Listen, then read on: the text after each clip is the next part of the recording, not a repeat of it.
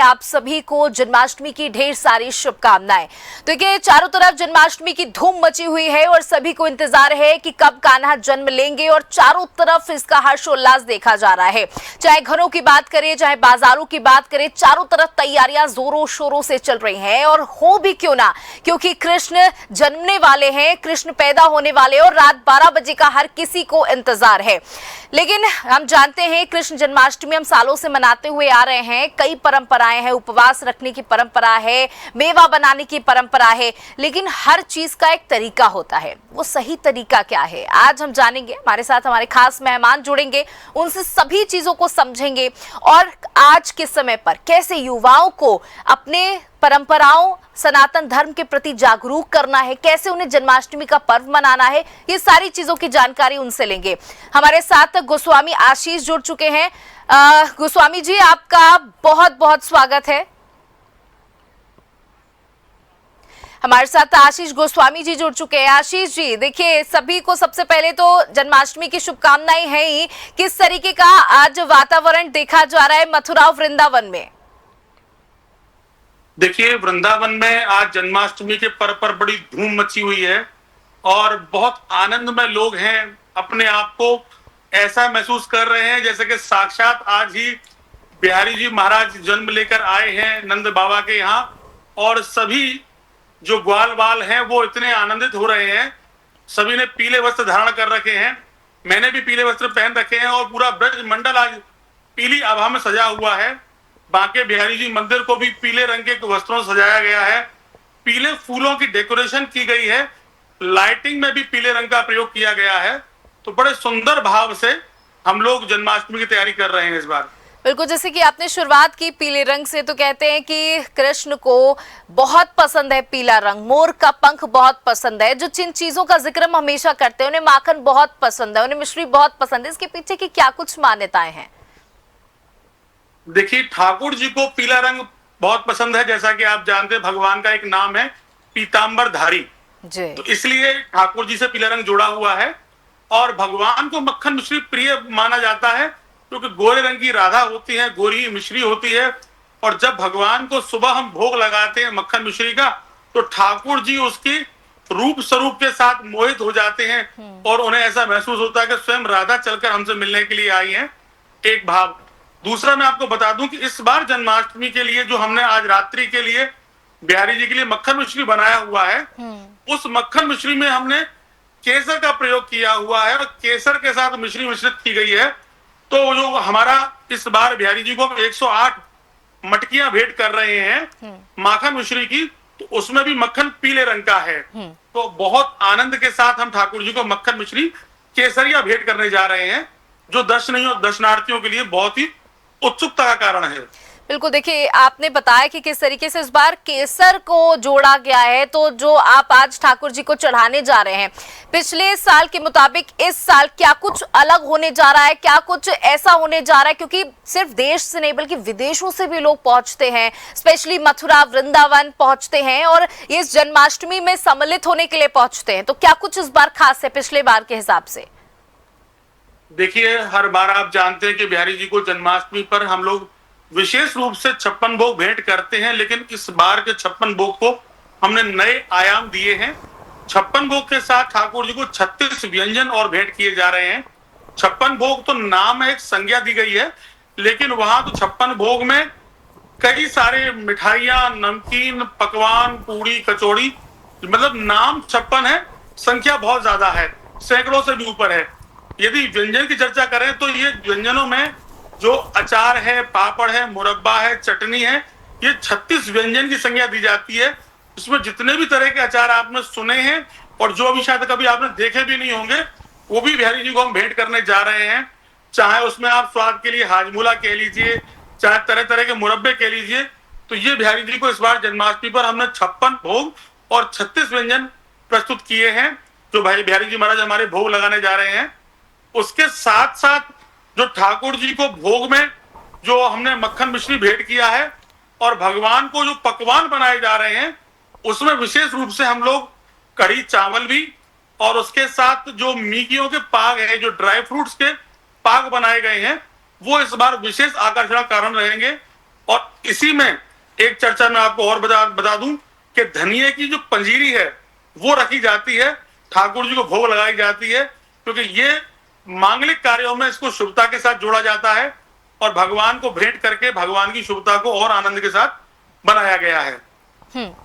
बिल्कुल, देखिए बहुत सारी चीजें हैं जो हम सब चाहते हैं कि क्या ना भगवान को भोग लगा दें अपनी इच्छा से, लेकिन देखिए हर किसी के लिए पर्व होते हैं, हर किसी के लिए त्योहार होते हैं, किसी के पास ज्यादा होता है तो किसी के पास कम होता है, लेकिन कुछ ऐसी चीजें जो भगवान को अति प्रिय है वो हर किसी को भोग में रखनी ही चाहिए।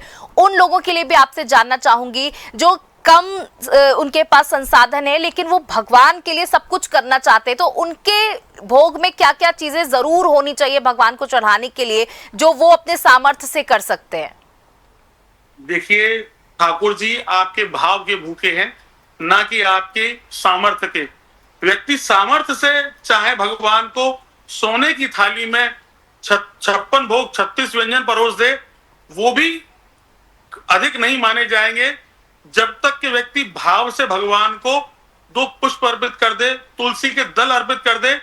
और मैं तो कहूंगा कि यदि आपके पास भगवान को देने के लिए कुछ भी नहीं है लेकिन भाव बहुत है आपके, तो आप ठाकुर जी को जो घर में रूखा सूखा जो आपने बनाया है वो थाली में अर्पित करें और उसमें तुलसी दल जरूर रखें। भगवान से निवेदन करें कि प्रभु मेरी श्रद्धा तो बहुत है, मेरे भाव बहुत ज्यादा है, लेकिन इस बार सामर्थ्य कुछ कम है, तो यथाशक्ति यथा सामर्थ्य जो मैं एकत्रित कर पाया हूं आपको नैवेद्य अर्पित करने के लिए वो तुलसी दल के साथ आपको अर्पित कर रहा हूं। और विश्वास मानिए बिहारी जी का ये बहुत सुंदर भाव है कि गोवर्धन की दुर्योधन की मेवा त्यागी और साग विदुरगर पायो। ठाकुर जी 56 भोग भी त्याग देते हैं जिसमें आपका भाव नहीं है, लेकिन भगवान का जो गिरिराज स्वरूप है वो भक्तों के केले के छिलके भी स्वीकार कर लेता है। ऐसे सहज हैं हमारे श्री बांके बिहारी जी महाराज। बिल्कुल, तो देखिए आपने बताया कि भगवान भाव के भूखे होते हैं। वैसे तो चढ़ाने को तो हम उनको कुछ भी चढ़ा दें, लेकिन अगर भाव मन में अच्छे नहीं है तो वो कुछ भी स्वीकार नहीं करेंगे। देखिए उसके बाद भी ये कहा जाता है कि अगर जन्माष्टमी के दिन, वैसे तो आप हमेशा ऐसा कर सकते हैं, लेकिन खास तौर पर जन्माष्टमी के दिन अगर आप पाठ करते हैं, भगवद गीता का पाठ करते हैं, गौ सेवा करते हैं, तो आपको अत्यधिक लाभ मिलता है, भगवान का आशीर्वाद मिलता है। तो इसके पीछे की क्या कुछ मान्यताएं हैं? भगवान कृष्ण को गौ सबसे प्रिय है। ठाकुर जी का एक नाम है गौपाल। गोपाल माने गौओं की रक्षा करने वाले, इंद्रियों को अपने वश में करने वाले भगवान कृष्ण का नाम है।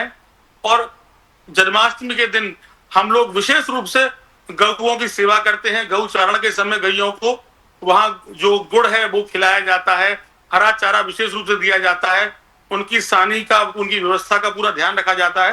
हालांकि हम ये साल भर तक निरंतर सेवाएं करते हैं गौशाला की, लेकिन आज के दिन गौओं को विशेष परिधान पहनाए जाते हैं, उन्हें सजाया जाता है। जैसा कि आप गोपाष्टमी के दिन देखते हैं वही हम लोग जन्माष्टमी के दिन भी गौओं की सेवा के साथ जुड़े रहते हैं। और सबसे बड़ी बात कि ठाकुर जी की जो गौएं हैं वो भगवान की जो कुंज गलियां हैं और ठाकुर जी के जो ग्वाल बाल हैं, ठाकुर जी की जो गोपियां हैं, उनका ये जो समावेश है, जो समर्पण है, जो भगवान के प्रति उनका आकर्षण है, ये अपने आप में विशेष स्थान रखता है। जब ठाकुर जी अपनी गौओं के साथ ग्वाल बालों को एकत्रित देखते हैं तो भगवान हर्षित हो जाते हैं। और भगवान बार बार भागवतम में भी एक बात कहते हैं कि जो भक्त सब कुछ त्याग कर मेरी शरण में आ जाता है मैं जीवन भर उसका साथ देता हूं। मैं आपको बता दूं कि भागवत तो बहुत बड़ा चर्चा का विषय है, लेकिन यदि आप केवल एक इस छोटे से मंत्र का जाप पूरी रात्रि भर और व्रत के समय पूरे दिन करते रहते हैं तो आपको साक्षात भगवान की नारायण की प्राप्ति होती है। ओम नमो भगवते वासुदेवाय, ओम नमो भगवते वासुदेवाय, इस मंत्र का आप जाप करते रहें। आप विश्वास मानिए ठाकुर जी प्रसन्न भी होंगे, कृपा भी करेंगे और आपके पूरे जीवन को खुशहाली से भर देंगे, क्योंकि ठाकुर जी के जन्म के समय साक्षात नारायण रूप में भगवान कृष्ण पालने में बैठे हुए थे और वहां उनके आसपास जो नृत्य कर रही थी वो लक्ष्मी थी। हमारे ब्रज में ये भाव कहा जाता है कि जिस समय भगवान कृष्ण के जन्म के समय पहली आरती होती है जिसे मंगला आरती कहते हैं। आप लोग जानते हैं कि मंगला आरती श्री बांके बिहारी जी मंदिर में साल में एक बार ही होती है, ये रेगुलर नहीं होती है। बिहारी जी के दिन में 3 आरतियां होती हैं, लेकिन मंगला आरती के दर्शन करने के लिए ऐसा कहा जाता है कि जो करे मंगला सो कभी ना हो कंगला। ऐसा इसलिए कहा गया है क्योंकि जिस समय भगवान कृष्ण का जन्म हुआ था तो नंद बाबा अपने यहाँ से 9 लाख गौओं को दान कर दिया था, हीरे जवाहरात मोती पन्ना माणिक लुटा दिए थे। तो इतने बड़े बड़े रत्न लुटा रहे थे नंद बाबा कि देखकर कुबेर को भी संशय हुआ कि मेरे यहाँ से इतने बड़े बड़े रत्न लेकर ये कैसे आ गए।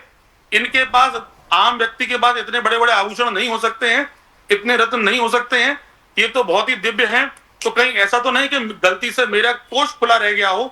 तो वहां जाकर जब कुबेर ने देखा तो सारे कोठी कुठारे बंद थे, सब ताले लगे हुए थे। पुनः भागकर आए हैं और कुबेर ने जब देखा है तो नंद बाबा के यहाँ जो पालने में बाल गोपाल लेटे हुए थे वो कोई और नहीं, साक्षात चतुर्भुजी नारायण थे। और नंद बाबा के जो प्रांगण में नृत्य कर रही थी वो साक्षात लक्ष्मी थी।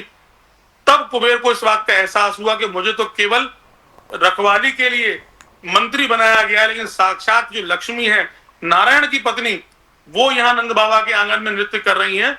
और इस कारण से ये जो वैभव है यहाँ फैल रहा है। तो कहने से भाव है कि जन्माष्टमी के दिन ठाकुर जी का अपने घर में जन्म उत्सव मनाना आपको परिपूर्णता, धन, वैभव, लक्ष्मी और अनंत कृपा से भर देता है। जी, अब देखिए उपवास की तरफ बढ़ते हैं। उपवास रखते हैं लोग और कहते हैं कि जब तक 12 नहीं बज जाता, श्री कृष्ण का जन्म नहीं हो जाता, तब तक उपवास रखा जाता है और 12 बजे के बाद उनके प्रसाद से ही अपना व्रत खोला जाता है, उपवास खोला जाता है। तो उपवास रखने का कोई खास महत्व और किस तरीके, कौन कौन सी चीजों का ध्यान भी हमें रखना चाहिए उस दौरान?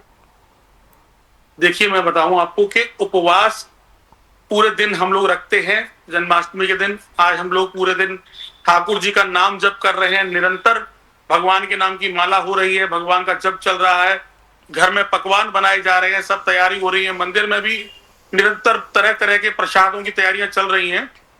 ठाकुर जी का जन्म उत्सव का व्रत आपके पूरे दिन को भगवान को समर्पित होना चाहिए। पूरे दिन आप भगवान के उत्सव की तैयारियों में लगे रहें, अपने आप को समर्पित कर दें, ठाकुर जी का नाम जप करें। दिन में एक बार रात काल में, चाहे वो आप सुबह ब्रेकफास्ट के समय ले लें, चाहे लंच के समय ले लें, थोड़े से फल फलहारी ग्रहण कर लें। क्योंकि जिनकी व्यक्ति को स्वास्थ्य अलाउ नहीं करता है उनके लिए जो भूखे रह सकते हैं वो भूखे भी रहें। मैं बता दूं, भगवान कृष्ण के जन्म के समय ब्रजवासियों ने इतने आतुर हो गए थे लाला के दर्शन करने के लिए कि वो खाना पीना भूल गए थे। ऐसा कहा जाता है कि जो व्यक्ति जन्माष्टमी में व्रत रखता है उसे 20,000 एकादशियों के करने का पुण्य फल मिलता है। उस व्यक्ति के कोटि जन्मों के, सैकड़ों जन्म के जो उसके अपराध हैं भगवान माफ कर देते हैं। इस व्रत को करने का फल है।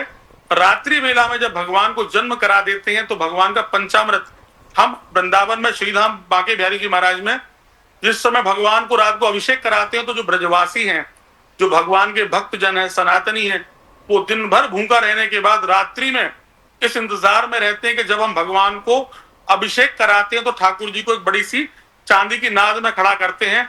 उसके बाद बिहारी जी को खड़ा करने के उपरांत वहां दूध, दही, घी, बूरा, शहद, पंचामृत से अभिषेक कराते हैं। तदुपरांत भगवान को शावर दिया जाता है, फलों के रस से स्नान कराते हैं, पुष्पों के रस से स्नान कराते हैं। ठाकुर जी को उस परात से बाहर निकालने के बाद भगवान को मलमल के वस्त्रों से, बहुत सॉफ्ट वस्त्रों से पहुंचा जाता है। उसके बाद भगवान के शरीर पर इत्र का, सुगंधित पदार्थों का लेपन किया जाता है। तदुपरांत बिहारी जी को वस्त्र पहनाए जाते हैं। तो जो भक्त पूरे दिन भूखे रहते हैं, व्रत रखते हैं, वो बिहारी जी के अभिषेक का जो जल होता है जिसे पंचामृत कहते हैं, उसको ग्रहण करने के बाद ही अपना व्रत खोलते हैं और इसी प्रकार से व्रत की पूर्णाहुति होती है। बिल्कुल, देखिए बहुत सारी बातें आप बता रहे हैं और बहुत सी तमाम चीजें हैं जो हम चाहते भी हैं कि हम आपसे लगातार पूछें, लेकिन उससे पहले मेरे मन में भी एक उत्सुकता है और बहुत सारे लोगों के मन में ये उत्सुकता रहती है कि जब हम बात करते हैं बांके बिहारी की, तो जब भी मैं भी वहां पर गई हूँ तो हर 2 मिनट में, 1 मिनट में पर्दा बंद किया जाता है, खोला जाता है। तो उसके पीछे का क्या कुछ कारण, क्या मान्यताएं हैं? देखिए, बिहारी जी को पर्दा लगाया जाता है। हमारे यहाँ ठाकुर जी बाल गोपाल स्वरूप में हैं, किशोर अवस्था में हैं, लाला को नजर लग जाती है। तरह तरह के लोग आते हैं, अपने अपने भाव भगवान को अर्पित करते हैं। कोई भगवान को बेटा मानता है, कोई अपना पति मानता है, कोई पिता मानता है, कोई पुत्र मानता है, सबके भाव होते हैं। और मैं बता दूं, जब आप किसी को बहुत प्रेम करते हैं तो आप उसके रूप लावण्य पर मोहित हो जाते हैं। ब्रजवासी नंदलाल के जो गोपाल हैं, जो ठाकुर जी के ग्वालवाल हैं, वो भगवान को उलाहना दिया करते थे कि लाला यदि तुम लाली होते और तुम कारे की जगह यदि गोरे होते तो कितनों के गले कट जाते। इतना सुंदर स्वरूप हमारे ठाकुर जी महाराज का है। तो जिस समय श्रद्धालु भगवान को देखते तो मोहित हो जाते हैं, नजर लग जाती है ठाकुर जी को। उस नजर को ब्रेक करने के लिए हम लोग पर्दा लगाते हैं। दूसरा भाव मैं बता दूं आपको कि भगवान माने के आप नारायण, जीव भक्त माने के भक्त, और पर्दा वो है माया। जो भगवान को भक्त से पृथक कर दे वो माया है। तो ये माया रूपी पर्दा जब लगाते हैं तो भक्त की जो एकाग्रता है, जो ठाकुर जी में कंसंट्रेशन है, वो टूट जाती है और भगवान आपकी नजर से ब्रेक हो जाते हैं। तीसरी बात मैं बता दूं आपको, बिहारी जी के मंदिर में जब आपको पता है कि ठाकुर जी इतने सुंदर थे तो रानी के साथ मोहित होकर कई बार ठाकुर जी चले गए। तो यहां से ठाकुर जी अपनी जो माता रूपी भक्ताओं के साथ चले जाते हैं। बहुत बार ऐसा होता है। तो इसलिए हमारे ठाकुर जी किसी के आकर्षण में ना आए, किसी के साथ सम्मोहित ना हो, इसलिए हम लोग बार बार पर्दा लगाते हैं और बिहारी जी महाराज को आनंद की अनुभूति कराई जाती है। ठाकुर जी को भोग लगाते हैं तब भी पर्दा लगाते हैं, भगवान का श्रृंगार बदलते हैं तब भी पर्दा लगाते हैं। इट मीन्स पर्दा भगवान के लिए नेसेसरी है। कहिए श्री राधे। देखिए, घरों में अलग दिन जन्माष्टमी मनाई जाती है, मंदिरों में अलग दिन मनाई जाती है। इसके पीछे का क्या कुछ कारण और दोनों में क्या कुछ अंतर रहता है? देखिए, जन्माष्टमी केवल एक ही दिन मनाई जाती है और उसके लिए बहुत जरूरी है कि सूर्योदय के समय, जिस समय सनराइजिंग होती है, जो तिथि रहती है उसको पूरे दिन माना जाता है। 15 तारीख को रात को 11:49 पर अष्टमी तिथि आ रही है और ऐसा शास्त्रों में वर्णन किया गया है कि जब सप्तमी और अष्टमी तिथि विद होती हैं, जुड़ी होती हैं, तो जन्माष्टमी का आप व्रत नहीं कर सकते, नहीं करना चाहिए, शुभ फलदायक नहीं होता है। यदि यही आप 16 तारीख में जा रहे हैं तो 16 तारीख मतलब आज के दिन जो ठाकुर जी का जो उत्सव है उसमें हम लोग देखते हैं कि सूर्योदय में भी 16 तारीख है और रात्रि तक पूरे दिन हम इसी तिथि को मान रहे हैं और इसी तिथि को मानते हुए आज जो भगवान का जन्मोत्सव मनाया जा रहा है और रोहिणी नक्षत्र भी आज के दिन ही है। तो इसलिए जो युति बन रही है वो आज के दिन 16 तारीख को ही है। इसलिए 2 दिन की हम लोग नहीं चर्चा करेंगे, केवल एक ही दिन माने 16 तारीख को ही बिहारी जी का जन्मोत्सव मनाया जाएगा। बिल्कुल। तो देखिए, तमाम सारी बातें हैं जो कृष्ण जन्माष्टमी के दिन हमें याद रखनी होती हैं। सुबह से ही देखिए अलग अलग तरीके से लोग अपने घर में साफ सफाई करना शुरू कर देते हैं, भगवान को स्नान कराते हैं, उन्हें कपड़े पहनाते हैं, उन्हें इत्र लगाते हैं। देखिए, कहते हैं हर पूजा में कुछ विशेष चीजों का इस्तेमाल किया जाता है और कुछ ऐसी चीजें हैं जो वर्जित भी होती है। देखिए, हमने बहुत सारी चीजों की बात करी है जो पूजा में रखनी होती है, लेकिन ऐसी कौन कौन सी चीजें, ऐसी कौन कौन सी वस्तु है, सामग्रियां हैं जिनका हमें ध्यान रखना होगा कि जन्माष्टमी के दिन वो बिल्कुल मंदिर के आसपास ना हो, भगवान को बिल्कुल भी चढ़ाई ना जाए? देखिए, आपको इस दिन चावल का प्रयोग बिल्कुल भी नहीं करना चाहिए और भगवान की सेवा के लिए बांसुरी जरूर अर्पित करनी चाहिए। मोर पंख जरूर आपको ठाकुर जी की सेवा में लगाना चाहिए। बैजंती माला जरूर रखनी चाहिए। लोग जहां पूजा सेवा में गंगा जल का प्रयोग करते हैं, यदि सामर्थ्य हो, व्यवस्था हो, तो आपको आज के दिन ठाकुर जी की सेवा में यमुना जल लगाना चाहिए। यमुना जल की विशेषता मैं इसलिए बताना चाह रहा हूं क्योंकि यमुना जी भगवान कृष्ण की पटरानी है और जब आप भगवान की पटरानी को उनके समीप लेकर आते हैं तो ठाकुर जी अति प्रसन्न होते हैं। तो इस तरीके से भाव हो, यदि आज के दिन आप अपने घर में ठाकुर जी के मंदिर के समीप छोटी सी गैया लेकर आ सकें या छोटा बछड़ा लेकर आ सकें और वो भी ना हो तो आप मेटल के गैया बछड़ा एक साथ लाकर भगवान के पास रखें तो ये शुभता का प्रतीक होता है। मंदिर के आसपास कोई दूषित वातावरण ना हो, कोई गंदगी ना हो, सुगंध हो, वहां साफ सफाई हो और नहा धोकर स्वच्छ वस्त्र पहनकर आप पूजा सेवा करें। जो भी अवक्ष है उससे दूर रहें। प्याज, लहसुन आदि और जो भी अवक्ष वस्तु है, मैं बार बार कहना चाहूंगा, तो बहुत आनंद के साथ ठाकुर जी का जन्माष्टमी महोत्सव मनाना है। ये आपके पूरे जीवन को खुशियों से भर देने में पर्याप्त है और आपकी सभी मनोकामनाओं को पूर्ण करने में समर्थ है। इसलिए जन्माष्टमी उत्सव आपके जीवन के लिए बहुत जरूरी है। देखिए, घर में कहते हैं कि कई घरों में नारा काटने की भी प्रथा होती है कृष्ण जन्माष्टमी के दिन। उसके पीछे का कई लोग काटते हैं और कई लोग नहीं भी काटते हैं। उसके पीछे का क्या कुछ कारण रहता है? क्या ये जरूरी होता है? देखिए, नहीं, ये जरूरी नहीं है। हर व्यक्ति की अपनी कुछ परंपराएं हैं, अपने समाज को देखते हुए, अपने परिवहन को देखते हुए कि हम लोग किस समावेश में जी रहे हैं, किस तरीके का एनवायरनमेंट है और हमारे यहाँ क्या परंपराएं हैं। लेकिन हमारे यहाँ ठाकुर जी की नार काटने का ऐसा विधान नहीं है। केवल और केवल ठाकुर जी को हम लोग जब अपने घर में सेवा पूजा करते हैं तो वहां पर खीरे में या पपीते में, किसी भी फल में भगवान को विराजमान किया जाता है 10 मिनट के लिए। उसके बाद ठाकुर जी को वहां से बाहर निकाला जाता है। उस फल को काटने में हम लोग चक्कू या किसी प्रकार का छुरी का प्रयोग नहीं करते हैं। वो चांदी के कॉइन से ही काटी जाती है और भगवान को विराजमान करते हैं। थोड़ी देर बाद निकाल लेते हैं। उसके बाद भगवान को अभिषेक कराते हैं तरह तरह के पंचामृत से, फलों के अभिषेक से, फूलों के रस के साथ, और भगवान की सेवा पूजा की जाती है। यही तरीका है। बाकी आप जब जिस शहर में हैं और वहां की जो मान्यता है आप उसको पूर्ण कर सकते हैं, उसके लिए आपको पूरी आजादी है। बिल्कुल। देखिए, आज के अगर समय की हम बात करें तो जगह जगह अपराध हो रहे हैं, महिलाओं के साथ शोषण किया जा रहा है और अब तमाम तरीके की चीजें हो रही हैं। गीता हमें उपदेश देती है। गीता में लिखी हर एक बात अगर हम अपने जीवन में उतारें तो हर किसी का जीवन सुखमय हो सकता है। क्या लगता है आपको कि आज के समय में किन चीजों की कमी है? हमें गीता की तरफ क्यों बढ़ना चाहिए? देखिए, सबसे बड़ी कमी एक समाज के अंदर जो आ गई है वो अपनी गलतियों को ना देखना बल्कि दूसरों के अंदर गलतियां निकालना, ये सबसे बड़ी कमी है। दूसरी बात, एक संयम की जो धीरज है लोगों में वो नहीं रह गया है। हर बात को अपनी मनवाना ही उचित नहीं है। सामने वाले को सुन लेना चाहिए कि वो क्या कह रहा है, उसकी क्या सोच है। और सबसे बड़ी बात, आप जब तक अपने परिवार को, अपने समाज को एक साथ लेकर नहीं चलेंगे तब तक ये आपके लिए प्रतिकूल परिस्थितियां इस प्रकार निरंतर बनती रहेंगी। व्यक्ति को जरूरी है कि समाज के साथ चले, सबके साथ एक साथ चले। और सबसे बड़ी बात मैं कहना चाहूंगा कि जब आप सत्य का, निष्ठा का और अहिंसा का पालन करते हैं तो आप एक साथ जुड़ते हैं, लोग आपके साथ जुड़ जाते हैं और आप आगे जाकर भागवतम का, सनातन का झंडा बुलंद करते हैं और सब लोग एक साथ मिलकर उसकी अनुभूति भी करते हैं। गोस्वामी जी, देखिए, एक बहुत मेरा निजी सवाल है आपसे। देखिए, तमाम जगह मैंने देखा है, चाहे लोग रेस्टोरेंट में बैठे हों, चाहे मॉल्स में गए हुए हों या शादी कामकाजों में गए हुए हों, उनके पास लड्डू गोपाल हर वक्त रहते हैं। क्या इस तरीके से भगवान को एक जगह से दूसरी जगह से तीसरी जगह लेकर के जाना ठीक है? क्योंकि उनके मन का भाव ये है कि वो छोटे हैं और बच्चे को घर में अकेला नहीं छोड़ा जाता। लेकिन क्या ये सही है कि हर जगह शायद कहीं पर शुद्धता है, नहीं है, ले जाना चाहिए? देखिए, मैं आपको ये बता दूं और ये मैं बार बार कहता भी हूं कि भगवान को अपने मंदिर में ही रहना चाहिए।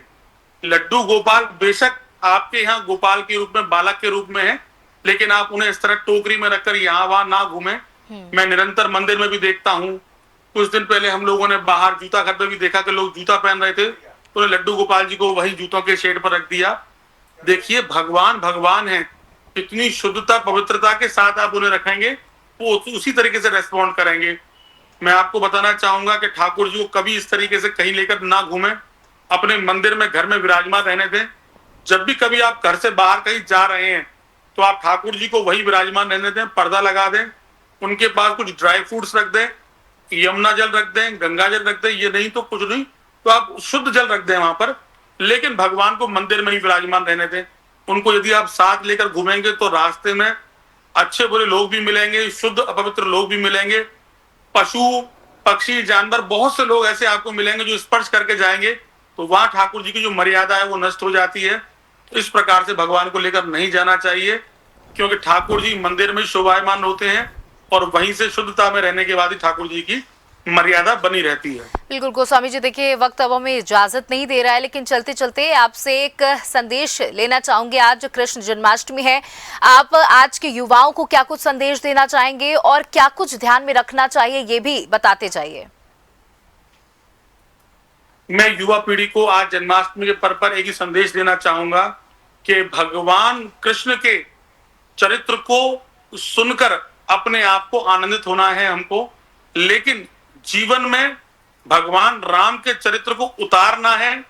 और जब आप अपने आप के अंदर राम को खोज लेते हैं तो आपको सीता भी मिलेंगी, आपको अपने आसपास मैया भी मिलेंगी, दशरथ भी मिलेंगे, और सब तरफ आप इस बात की अनुभूति करेंगे कि जिस ओर आप देख रहे हैं वो संबंध आपको उसी तरीके से निभा रहा है। भगवान राम के चरित्र को हमें जीना है, कृष्ण के चरित्र को सुनकर आनंद लेना है। बल्कि लोग यहाँ उल्टा करते हैं, राम के चरित्र को सुनते हैं और कृष्ण के चरित्र में जीते हैं, ये गलत है। यही संदेश युवा पीढ़ी को मैं देना चाहूंगा। बहुत बहुत शुक्रिया आशीष गोस्वामी जी हमारे साथ जुड़ने के लिए, तमाम बातें बताने के लिए, और जिस तरीके का माहौल है इस समय मथुरा वृंदावन में उसकी भी झलक हमारे दर्शकों तक पहुंचाने के लिए बहुत बहुत शुक्रिया। तो देखिए हमारे साथ आशीष गोस्वामी जी जुड़े हुए थे जिन्होंने बताया कि किस तरीके से आपको कृष्ण जन्माष्टमी मनानी है, कौन कौन सी छोटी छोटी बातें हैं जिनका ध्यान आपको रखना है और भगवान कृष्ण को प्रसन्न करना है। मन भाव अच्छा होना चाहिए आपके मन में, क्योंकि कहते हैं कि भगवान सिर्फ भाव के ही भूखे। एक बार फिर से आप सभी को कृष्ण जन्माष्टमी की ढेर सारी शुभकामनाएं। देखते रहिए जेएमडी न्यूज। नमस्कार।